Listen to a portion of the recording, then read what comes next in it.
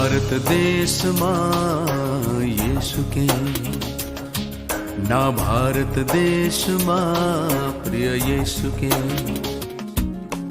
భారతదేశమా యేసుకే, నా భారతదేశమా ప్రియ యేసుకే. నీవు సొంతం కావాలన్నదే నా ప్రార్థన, నిన్ను సొంతం చేయాలన్నదే నా ధ్యేయం. నీవు సొంతం కావాలన్నదే నా ప్రార్థన, నిన్ను సొంతం చేయాలన్నదే నా ధ్యేయం.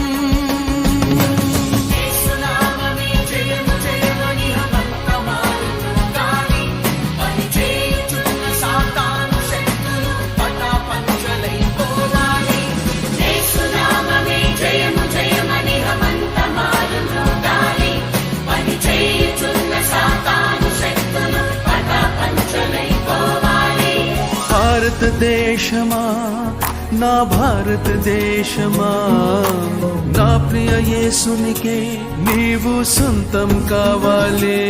దేవుని పరిశుద్ధ నామమునకు స్తోత్రం కలుగునుగాక. ప్రభువు నామములో కూడి వచ్చిన దేవుని పిల్లలైన మీ అందరికీ నా వందనాలు తెలియచేస్తూ ఉన్నాను. దేవునికి స్తోత్రం. ఈ యొక్క సమయములో మనమందరమును కూడా స్వాతంత్ర దినాన్ని జ్ఞాపకం చేసుకుంటున్నాం. 1947 ఆగస్టు 15వ తారీఖున మన దేశానికి స్వాతంత్రం వచ్చింది. అంతకుముందు ఆంగ్లేయులు మన దేశాన్ని ఇంచుమించుగా చాలా సంవత్సరాలు మన దేశాన్ని పరిపాలించారు. ఆంగ్లేయుల పాలనలో మన యొక్క దేశస్థులు, మన పూర్వీకులు ఎన్నో కష్టాలు పడ్డారు, ఎన్నో శ్రమలు పడ్డారు. మనలను, మన దేశస్థులందరినీ కూడా వారు బానిసలుగా చూచేవారు. మన దేశానికి వచ్చి, వర్తకానికని వచ్చి వీళ్ళు స్థావరాన్ని ఏర్పాటు చేసుకొని, వీరి బలాన్ని పెంచుకొని, వీరు మన మీద పెత్తనం చేయటం ఏంటని కొంతమంది నాయకులు, కొంతమంది భారము కలిగి పోరాడారు, ప్రయాసపడ్డారు, తిరగబడ్డారు, ఆంగ్లేయుల మీద తిరగబడ్డారు. సిపాయిల తిరుగుబాటు, సహాయ నిరాకరణోద్యమం ఇలాంటివి ఎన్నో చేశారు. సత్యాగ్రహాలు చేశారు, జైళ్ళకి వెళ్ళారు. మహాత్మా గాంధీ, బాలగంగాధర తిలక్, జవహర్లాల్ నెహ్రూ ఇలాంటి వాళ్ళు ఎంతోమంది ప్రయాసపడ్డారు. ప్రయాసపడి చివరికి మన దేశానికి స్వాతంత్రాన్ని సంపాదించారు. మన వాళ్ళు చేసే పోరాటానికి వాళ్ళు తట్టుకోలేక దేశాన్ని విడిచిపెట్టి వెళ్ళారు. అప్పటి నుంచి మన దేశాన్ని మనమే పరిపాలించుకుంటున్నాం. ప్రతి ఒక్కొక్కరికి ఓటు హక్కు ఇచ్చారు. ప్రతి ఒక్కరూ ఓటు హక్కును ఉపయోగించుకొని మనకిష్టమైన వారిని ఎన్నుకొని వారిని కుర్చీ మీద, సింహాసనం మీద కూర్చోబెడితే వారు అక్కడ నుండి పాలిస్తున్నారు. ఏది ఏమైనా పరాయి పాలనలో నుండి మనము విడిపించబడ్డాం, తప్పించబడ్డాం. మనము స్వతంత్రులుగా చేయబడ్డాం, స్వతంత్రులమయ్యాం. మన భారతదేశము ఇప్పుడు స్వతంత్ర భారతదేశం. ఇప్పుడు ఏ రాజుల పరిపాలనలోనో లేకపోతే ఏ పరాయి వాళ్ళ పరిపాలనలో మన దేశం లేదు. మన దేశాన్ని మనమే పరిపాలించుకునే స్టేజ్కి వచ్చాం. అలాగే ఇంతకు ముందు ఎలాగైతే మరి బానిసలుగా మన దేశస్థులు బ్రతికారో ఆ యొక్క బానిసత్వం అనే కాడి క్రింద వారు మగ్గిపోయారు, కష్టాలు పడ్డారు, శ్రమలు పడ్డారు. కనుక అదే విధంగా మనమును కూడా ఒకప్పుడు పాపమనే దాస్యపు కాడి క్రింద ఉన్నాం. మనకు ఆత్మలో స్వేచ్ఛ స్వాతంత్రాలు లేకుండా మనం జీవించాం. ఇదివరకు ఎటుబడితే అటు, తాగమంటే తాగాం, దొరలమంటే దొర్లాం, ఎక్కడ పడితే అక్కడే పాపములో పొర్లియాడాం, అద్దు ఆపు లేకుండా బ్రతికాం, మరి పేకాట్లాడాం, భయంకరంగా జీవించాం. మనల్ని కట్టడి చేసేవాడు లేడు. పాప భయం, భీతి అనేటువంటిది లేకుండా, భయం అనేటువంటిది లేకుండా విచ్చలవిడిగా తిరిగాం. ఏమాత్రము నెమ్మది లేకుండా బ్రతికాం. కష్టపడ్డా సరే నెమ్మది లేనటువంటి పరిస్థితుల్లో మనమున్నాం ప్రియులారా. అలాంటిది ఇప్పుడు మనము ఆత్మ సంబంధంగా స్వతంత్రులమయ్యాం. దేవుని యొక్క వాక్యము ద్వారా మనము విడిపించబడ్డాం. దేవుని యొక్క వాక్యము ద్వారా మనము పాపమనే దాస్యము నుండి విడిపించబడ్డాం, స్వతంత్రులనుగా చేయబడ్డాం ప్రియులరా. దేవునికి స్తోత్రం. ఎందుచేతనగా ఈ యొక్క నశించిపోతున్న దానిని వెదకి రక్షించటానికి, పాపములో నలిగిపోతున్న వారిని, పాపమనే దాసత్వం క్రింద ఉండి శాంతి సమాధానము లేకుండా జీవించుచున్న వారిని అందరినీ విడిపించి శాంతి సమాధానములు అనుగ్రహించటానికి, నిత్య జీవాన్ని అనుగ్రహించటానికి యేసుక్రీస్తు ప్రభువు ఈ లోకానికి వచ్చారు. పాపములో ఉన్న మానవుణ్ణి, నశించిపోతున్నటువంటి మానవుణ్ణి, శాంతి సమాధానాలు లేకుండా జీవిస్తున్న మానవుణ్ణి, అయోమయ పరిస్థితుల్లో బ్రతుకుతున్న మానవుణ్ణి, సాతాను కబంధ హస్తాల్లో నలిగిపోతున్నటువంటి మానవుణ్ణి, దుష్టశక్తుల చేత, దురాత్మల చేత పీడించబడుతున్నటువంటి మానవుల్ని విడిపించటానికి, రక్షించటానికి దేవుడు యేసుక్రీస్తు ప్రభువును ఈ లోకంలోనికి పంపించారు. అందుకని అంటాడు, దేవుడు లోకమును ఎంతో ప్రేమించెను. లోకమంటే ఏంటి? లోకమంతా పాపముతో నింపబడి ఉంది. లోకమంతా శాపగ్రస్తమై మరి శాంతి సమాధానాలు లేకుండా బ్రతుకుతూ ఉంది. ఎవరికి ఇష్టానుసారంగా వారు జీవిస్తున్నారు. పాప భీతి లేదు. ఎవడును కూడా మంచికి చోటు లేకుండా, ఒకరినొకడు ప్రేమించుకోకుండా, ఒకరికొకరు విరోధంగా పని చేసుకుంటూ భయంకరమైనటువంటి జీవితం జీవిస్తున్నటువంటి ఈ పరిస్థితుల్లో ఈ లోకాన్ని దేవుడు ఎంతగానో ప్రేమించి లోకానికి యేసుక్రీస్తుని అనుగ్రహించారు. ఎందుకో తెలిసిన, దేవుడు లోకమును ఎంతో ప్రేమించెను, కాగా తన అద్వితీయ కుమారునిగా పుట్టిన వాని యందు విశ్వాసముంచు ప్రతి వాడును నశింపక నిత్య జీవము పొందినట్లుగా ఆయనను అనుగ్రహించెను. ఎవడైతే యేసుక్రీస్తునందు విశ్వాసం ఉంచుతాడో వాడు నశించిపోకుండా, పాపమనే దాస్యపు కాడి నుండి విడిపించబడి, శాపము నుండి విడిపించబడి, బంధకముల నుండి విడిపించబడి, చీకటి శక్తుల నుండి విడిపించబడి స్వతంత్రులనుగా జీవించటానికి యేసుక్రీస్తు ప్రభువుని లోకంలోనికి పంపించాడు.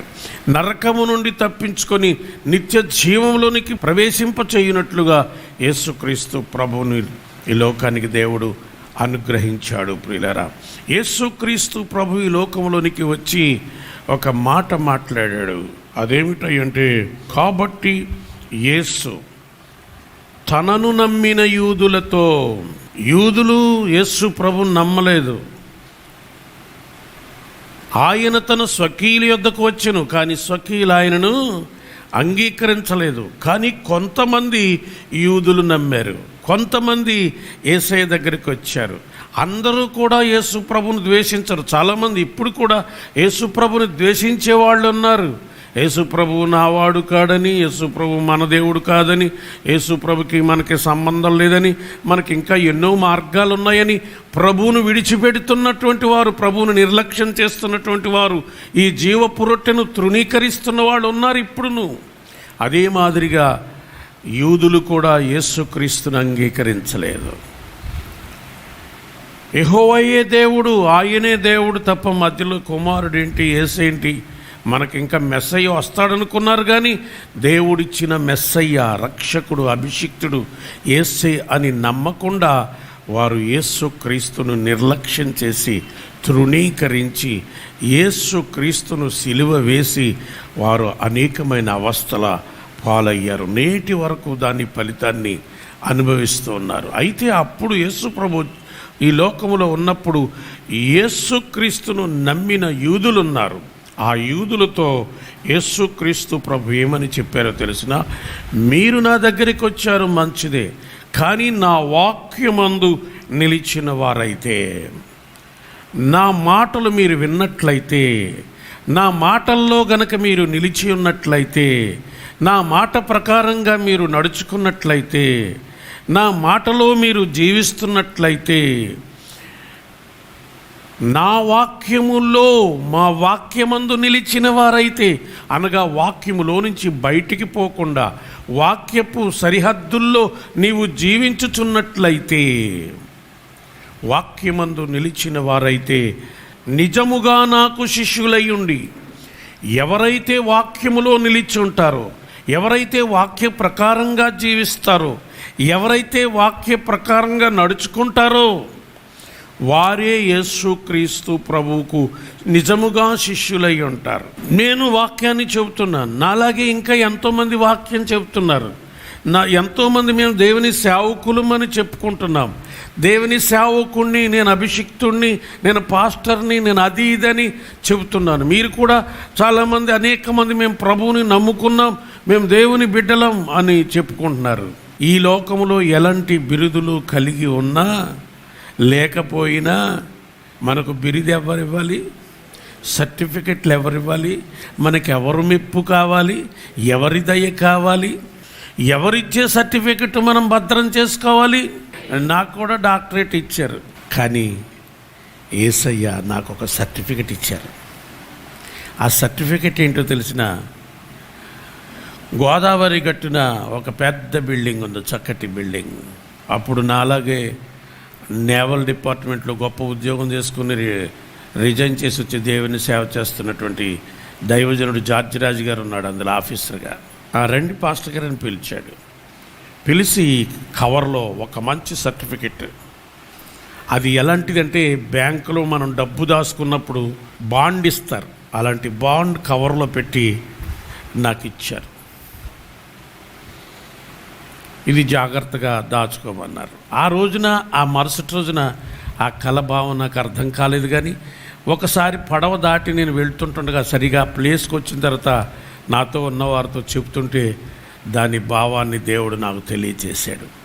ఎందుకనగా దేవుని కొరకు నేను సమర్పణ చేసుకున్న రోజున, నేను ఎప్పుడైతే నేను చేస్తున్న పనిని, ఉద్యోగాన్ని విడిచిపెట్టుకుని నేను ప్రభు కొరకు సమర్పించుకున్నానో, దేన్నైతే నేను తృణీకరించానో దానికి రెట్టింపుగా దేవుడు క్యాలిక్యులేట్ చేసి అదంతా ఇదిగో ఆ సర్టిఫికెట్గా బాండ్గా చేసి, ఇది నువ్వు భద్రం చేసుకో, ఒక నిర్ణీతమైనటువంటి కాలంలో ఇది చెల్లుద్ది. ఎక్కడికి వెళ్ళాక చెల్లుద్ది? ఇది పరలోకంలోకి వెళ్ళాక చెల్లుద్ది. ఇక నేను ఈ బిరుదుల గురించి పట్టించుకుని వీటిని గురించి ధ్యానించటం కాదు, కానీ నేను ఆ సర్టిఫికెట్ మీద నాకు దృష్టి ఉంటుంది ఎప్పుడు. ఎందుకో తెలిసిన, నాకు ఇక్కడ ఏం కావాల్సి వచ్చినా సరే నాకు పరలోకంలో బాండ్ ఉంది కాబట్టి, నాకు డిపాజిట్ ఉంది కాబట్టి నేను దాని కొరకు అప్లై చేస్తాను.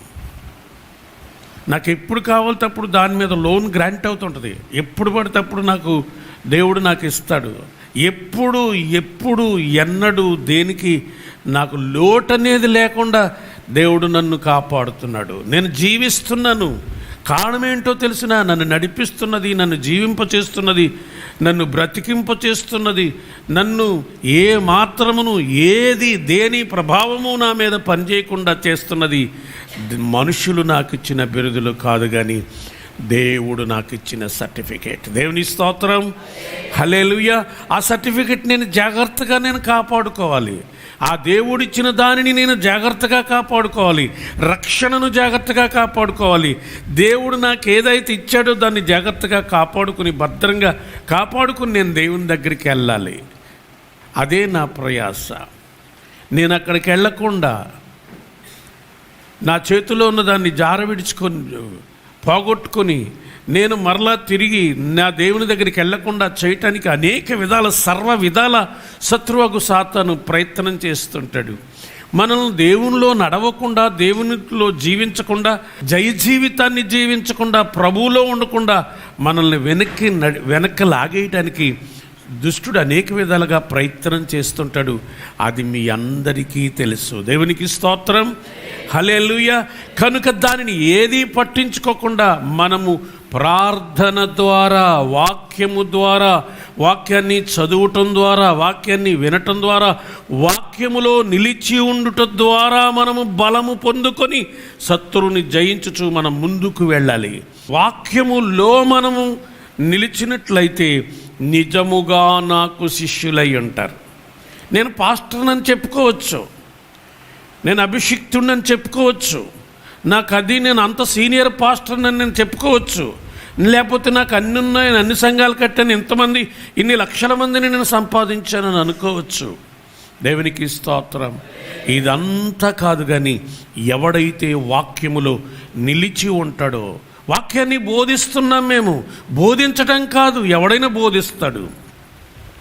వాక్యం చెప్పడం కాదు, ఆ చెబుతున్నటువంటి వాక్యములో నిలిచి ఉండి ఆ వాక్యములో జీవించినట్లయితే, నిలిచి ఉన్నట్లయితే అప్పుడే నిజమైన దేవుని సేవకుడు. అన్నిటికన్నా ఏది ప్రాముఖ్యమయ్యా అంటే మనుషులిచ్చినటువంటిది కాదు, మనుషులిచ్చిన మెప్పు కాదు, మనుషులిచ్చిన బిరుదులు కాదు, కానీ దేవునికి శిష్యుడుగా ఉండడం ప్రధానం. ప్రతి ఒక్కడు నేను యేసుక్రీస్తుకు నిజమైన శిష్యుడిగా ఉండాలి, నిజమైన శిష్యుడిగా ఉండాలి, శిష్యురాలుగా నేను ఉండాలి అన్న తపన ఉండాలి, అన్న ఆలోచన ఉండాలి, అలాంటి భారము కలిగి ఉండాలి, అలాంటి ఆశ కలిగి ఉండాలి, అలాంటి ఆసక్తి కలిగి ఉండాలి. ప్రియులరా, ఆయన శిష్యులుగా జీవించటం అనేటువంటిది గొప్ప భాగ్యం.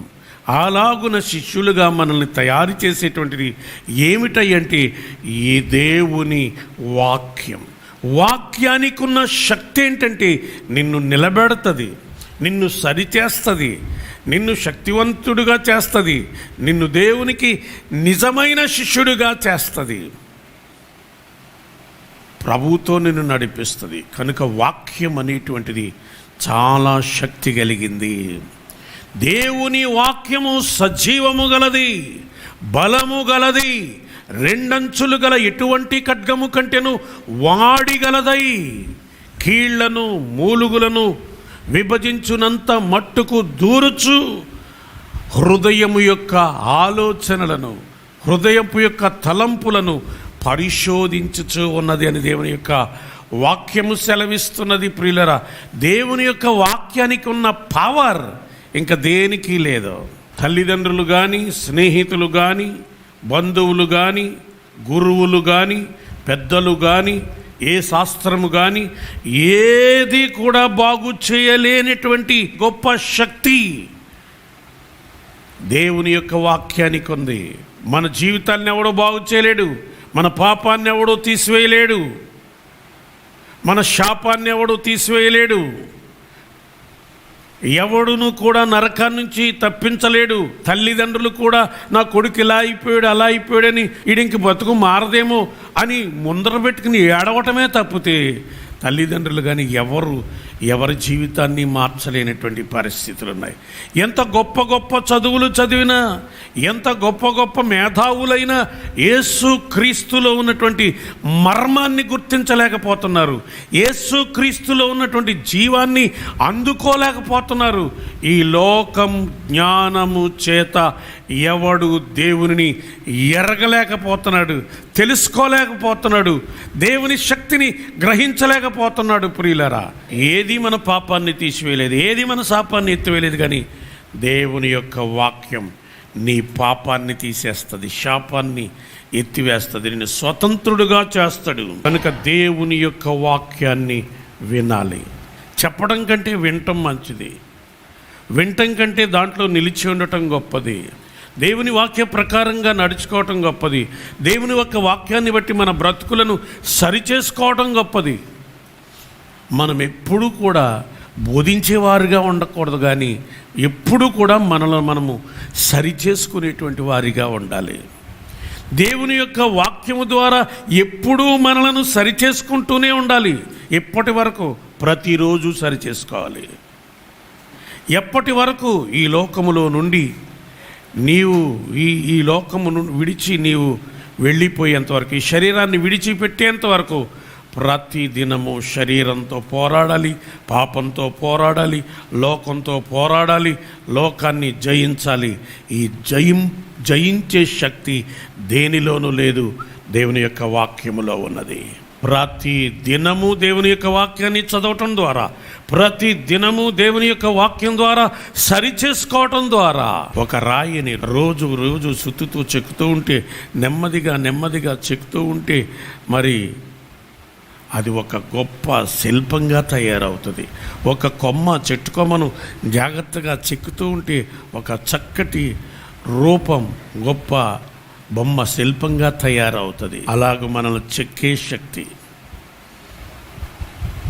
మనలను మలిచే శక్తి దేవుని యొక్క వాక్యానికి ఉన్నది ప్రియులారా. అందుకని యేసయ్య అంటాడు మాట, యేసు క్రీస్తు నోట నుండి వచ్చిన మాట ఏంటంటే, మీరు నా వాక్యములో నిలిచిన వారైతే నా దగ్గరికి వచ్చారు మంచిదే, నన్ను వెంబడిస్తున్నారు మంచిదే, నా దగ్గరికి రావటం చాలా సంతోషం. చాలామంది నన్ను నమ్మకపోయినా, చాలామంది నన్ను అంగీకరించకపోయినా, నా స్వకీయులైన వారు నన్ను అంగీకరించకపోయినా, నా స్వకీయులైన మీరు చాలామంది నా దగ్గరికి వచ్చారు. వచ్చిన మిమ్మల్ని బట్టి నేను ఎంతో సంతోషిస్తున్నాను. కానీ వచ్చిన మీరు నా వాక్యమందు నిలిచిన వారైతే నిజముగా నాకు శిష్యులయుండి సత్యమును గ్రహించెదరు. ఎంత చదివినా,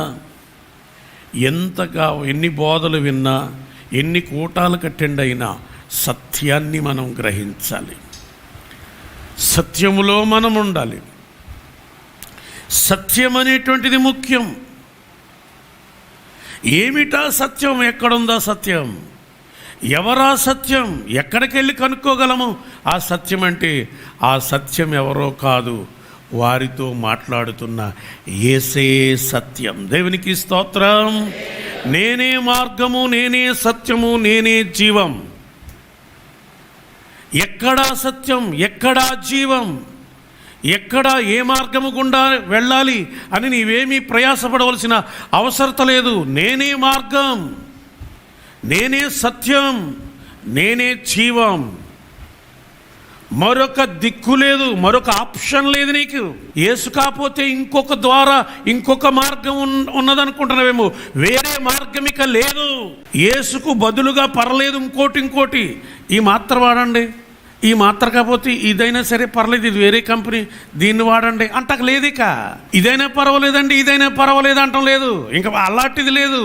రెండవ మార్గము లేదు. ఒకటే మార్గం, ఒకటే జీవ మార్గం, ఒకటే సత్య మార్గం, ఒకటే నిజమైనటువంటి మార్గం. హల్లెలూయా. ఆ మార్గమే యేసయ్య.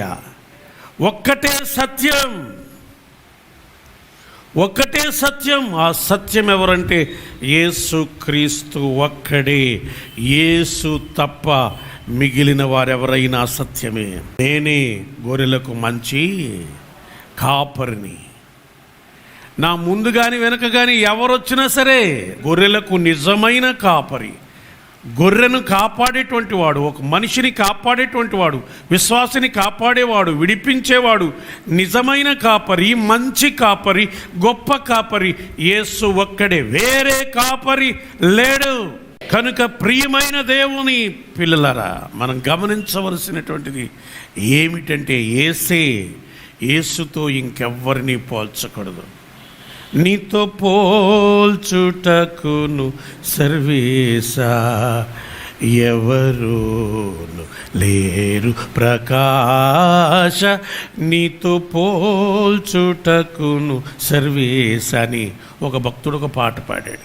ఆయనతో పోల్చడానికి ఇంకెవరు లేదండి. ఆయన పక్కన ఇంకొకరు ఎదురుపోతే ఈయనైనా పర్లేదండి అంటకలేదండి. వీళ్ళు ఎవడొకరిని తీసుకెళ్ళని పర్లేదు, నిన్ను తీసుకెళ్తాడు అక్కడికి అంటకలేదు. అలాంటివి లేదు. నీవు అక్కడికి వెళ్ళాలనుకుంటున్నావా? నిత్య జీవానికి వెళ్ళాలనుకుంటున్నావా? దేవుని రాజ్యంలో ప్రవేశించాలనుకుంటున్నావా? తండ్రి దగ్గరికి వెళ్ళాలనుకుంటున్నావా? పరలోకం చేరాలనుకుంటున్నావా? అగ్నిగుండం తప్పించుకోవాలనుకుంటున్నావా? పాపం నుండి విడుదల పొందాలనుకుంటున్నావా? నీ శాపం నుండి విముక్తి పొందాలనుకుంటున్నావా? ఈయనొక్కడే మార్గం, యేసే మార్గం, ఆయనే సత్యం, ఇంకా వేరొక్కటి లేదు. ఆయన కాకుండా మిగిలినదంతా అబద్ధమే. మిగిలినదంతా ఈయనే. ఈయన కాకుండా ఉన్నవాడు ఒక్కడే, వాడి అబద్ధికుడు, దొంగ, దోచుకునేటువంటి వాడు, వాడి మన విరోధి, శత్రువగు సాతాను. యేసులో ఉన్నవాడు తప్ప, యేసులో ఉన్నవాడే సత్యములో ఉన్నాడు. యేసులో కాకుండా మరొక చోట ఉన్నవాడు అసత్యములో ఉన్నారని క్లియర్గా దేవుని యొక్క వాక్యం సెలవిస్తుంది. ప్రియులారా, దేవునికి స్తోత్రం, హల్లెలూయా. సత్యమును గ్రహించెదరు అనగా ఈ గ్రహించటం అంటే అర్థం ఏంటి? యేసు ప్రభువుని నమ్ముకున్నాం, బాప్తీసం పొందేశాం, చర్చికి వెళ్ళిపోతున్నాం, లేకపోతే ఆరాధనకి వెళ్ళిపోతున్నాం, ఆరాధన బాగా చేస్తున్నాం, పాటలు బాగా పాడుతున్నాం, ప్రసంగం బాగా చేస్తున్నాం. అది కాదు, సత్యాన్ని గ్రహించాలి, యేసులో ఉన్న శక్తిని గ్రహించాలి, యేసు క్రీస్తులో ఐక్యమై ఉండాలి, యేసు క్రీస్తును సంపాదించుకోవాలి, యేసు క్రీస్తును సమకూర్చుకోవాలి, యేసు క్రీస్తును ప్రతి దినం ప్రతి క్షణం సమకూర్చుకోవాలి. యేసు క్రీస్తులో ఎంతగా నీవు ఎదుగుతావో, ఒక్కొక్క మెట్టు ఎదిగితే దేవుని రాజ్యం అంతా నీ గుండెల నిండా నింపబడుతుంది. దేవునికి స్తోత్రం.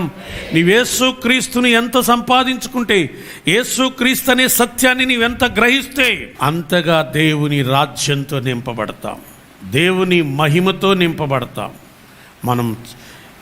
మనం ఎప్పుడు కూడా లోక సంబంధమైన విషయాల్లో కూరుకుపోయి, సమస్యల్లో కూరుకుపోయి, బంధకాల్లో కూరుకుపోయి, నెమ్మది లేకుండా రకరకాలుగా మనం ఊరికనే కాసేపు అలా గడుపుతూ, అలా చేస్తే ఇలా చేస్తే, వాళ్ళతో గడుపుతూ వీళ్ళతో గడుపుతూ మనం సమయాన్ని వ్యర్థపరుచుకుంటున్నామంటే మనలో ఉన్న అభిషేకాన్ని కోల్పోతున్నాం, మనలో ఉన్న సత్యాన్ని కోల్పోతున్నాం, మనలో ఉన్నటువంటి యేసయ్యను కోల్పోతున్నాం, బలహీనమైపోతున్నాం.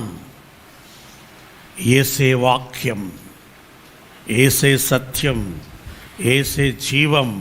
ఈ సత్యాన్ని నీవు గ్రహించే కొలది నీవు జీవంతో నింపబడతావు, శక్తితో నింపబడతావు, మహిమతో నింపబడతావు.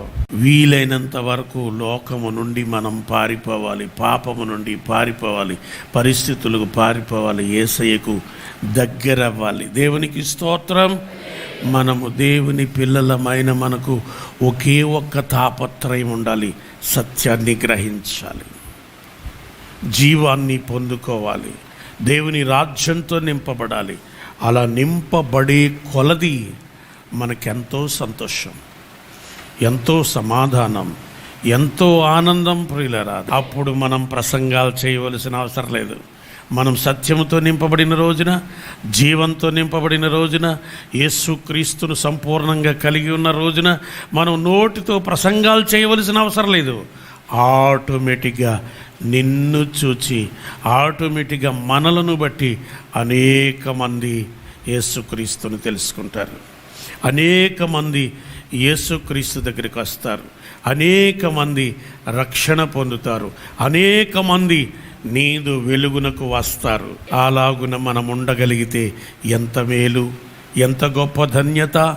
అప్పుడు సత్యము మిమ్ములను స్వతంత్రులుగా చేస్తుంది. సత్యాన్ని గనక గ్రహిస్తే ఆ సత్యం మనల్ని ఏం చేస్తుందో తెలిసిన, సంపూర్ణ స్వతంత్రులుగా చేస్తుంది. అలాగే మనం కూడా గ్రహించాలి, మనము కూడా పాపము నుండి విడిపించబడ్డాం, శాపము నుండి విడిపించబడ్డాం అని అనుకుంటున్నాం.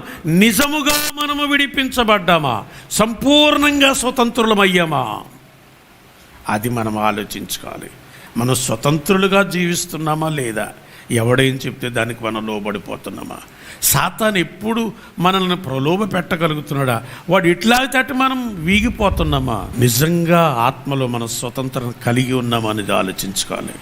స్వతంత్రులుగా ఉండాలంటే సత్యములో నిలిచి ఉండాలి, అనగా వాక్యములో నిలిచి ఉండాలి, అనగా యేసుక్రీస్తు ప్రభువులో మనము నిలిచి ఉండాలి. ప్రియులరా, అప్పుడు నిజముగా ఆ సత్యము మనను స్వతంత్రునుగా చేయనని చెప్పగా చాలామంది అన్నారు, మేము అబ్రహాము సంతానం, మేము ఎప్పుడు ఎవరికి దాసుడై ఉండలేదు. అబ్రహాం అంటే మాటల, అబ్రహాము గొప్పవాడు, ఆయన ఎప్పుడు భేదోడు కాదు. మేము అబ్రహాము సంతానం, మేము ఎప్పుడు ఎవరికి దాసులుగా ఉండలేదే. మీరు స్వతంత్రులుగా చేయుదురని ఎలా చెప్పుచున్నావని అని ఆయనతో అడిగారు. అప్పుడు యేసు ఒక్కటే చెప్పాడు, పాపము చేయు ప్రతివాడు పాపానికి దాసుడు. నేను స్వతంత్రుణ్ణి, నేను రక్షించబడ్డాను అని చెప్పుకోవటానికి లేదిక.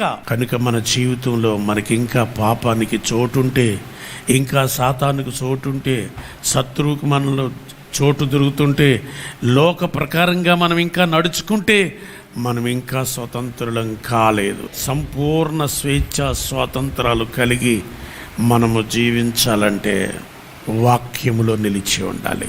అప్పుడు సత్యాన్ని గ్రహిస్తాము, సత్యము మనల్ని స్వతంత్రులుగా చేస్తుంది. అప్పుడు ఇంకా ఎప్పుడు ఎవడు మన మీద ప్రభుత్వం చేయడు. మనం స్వతంత్రులుగా జీవించాం. చెయ్యాలన్నది చేస్తాం, చెయ్యకూడదనుకుంటే మానేస్తాం, అంతే. కానీ అపోస్తలుడైన పౌలు కూడా అంటున్నాడు ఏమని తెలిసిన, అయ్యో నేనెంత దౌర్భాగ్యుడను, నేనేం చెయ్యాలనుకుంటున్నానో అది చేయలేకపోతున్నాను, ఏది చెయ్యకూడదు అనుకుంటున్నానో అదే చేస్తున్నాను. ఇలాంటి దౌర్భాగ్య స్థితి నుండి నన్నెవడు విడిపించగలడు? ప్రభు అయిన యేసు క్రీస్తు తప్ప. పౌలంతటి వాడే నేనేం చేయాలనుకుంటున్నా చేయలేకపోతున్నాను, ఏం చేయకూడదు అనుకుంటున్నాను అదే చేస్తున్నాను అన్నాడు. అదే పౌలు అదే మాటలో నిలబడలా. అదే పౌలు, నేను క్రీస్తుని పోలి నడుచుకుంటున్నాను, మీరు నన్ను పోలి నడుచుకోండి. నేను మంచి పోరాటం పోరాడాను, నా పరుగు కడముట్టించానని చెప్పగలగాలి. పౌలు గారు చెప్పిన మొట్టమొదటి వాటవలే కాకుండా పౌలు గారు చెప్పిన మరొక మాట, హల్లెలూయా, నేను క్రీస్తును పోలి నడుచుకుంటున్నాను, మీరు నన్ను పోలి నడుచుకోండి అన్న స్టేజ్లోనికి మనం ఎదగాలి. నేను నా విశ్వాసాన్ని కాపాడుకున్నాను, నా పరుగును కడముట్టించాను, మంచి పోరాటం పోరాడి తిని, నా కొరకు నీతి కిరీటం ఉంచబడింది అని ఎలాగైతే పౌలు చెప్పాడో అలాగూ చెప్పగలిగినట్లుగా ఉండాలి. కనుక నిజమైన స్వతంత్రులుగా మనముండి యేసయ్యకు నిజమైన శిష్యులుగా మనం జీవించాలని, అలా జీవించటానికి దేవుడు తన పరిశుద్ధాత్మను మెండుగా మనందరికీ నీ దయచేయును గాక. భారతదేశమా యేసుకే, నా భారతదేశమా ప్రియ యేసుకే, భారతదేశమా యేసుకే, నా భారతదేశమా ప్రియ యేసుకే. నీవు సొంతం కావాలన్నదే నా ప్రార్థన, నిన్ను సొంతం చేయాలన్నదే నా ధ్యేయం. నీవు సొంతం కావాలన్నదే నా ప్రార్థన, నిన్ను సొంతం చేయాలన్నదే నా ధ్యేయం.